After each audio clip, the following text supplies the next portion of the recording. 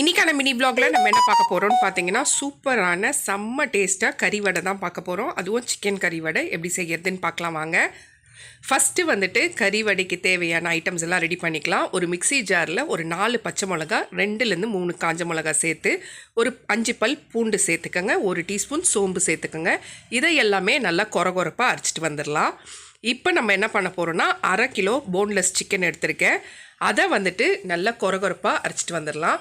ஒன்றும் பாதியமாக இருக்கணும், ரொம்ப மையாக அரைச்சிடாதீங்க. இப்போ வந்து அதை வேறு பவுலில் சேர்த்துட்டு கூட ஏற்கனவே நம்ம ரெடி பண்ணி வச்சுருந்தோம் இல்லைங்களா, அந்த மசாலாவையும் சேர்த்துட்டு ஒரு 3 டீஸ்பூன் வந்து உடச்ச கடலை பவுடர் சேர்த்துக்கணும்.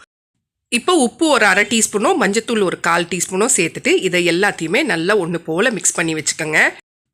உடச்சக்கல்ல பவுட்ரு சேர்க்கறதுனால நல்ல ஒரு டேஸ்ட் கொடுக்கும், அதனால தான் உடச்சக்கல்ல பவுட்ரு சேர்த்துருக்கோம்.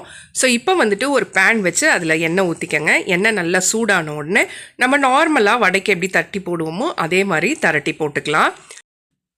வடைக்கு நல்லா திரட்டி போட்டுட்டு எண்ணெய் நல்லா சூடான பிறகு கடாயில் போடுங்க.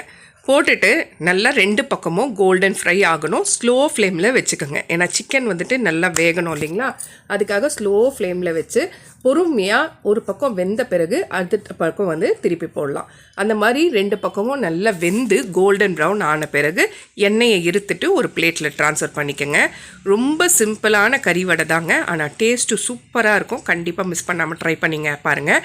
இதை சும்மா ஸ்நாக்ஸ் மாதிரி கூட சாப்பிட்லாம். எக்ஸலண்ட் டேஸ்ட்டாக இருக்கும். கண்டிப்பாக ட்ரை பண்ணி பாருங்கள்.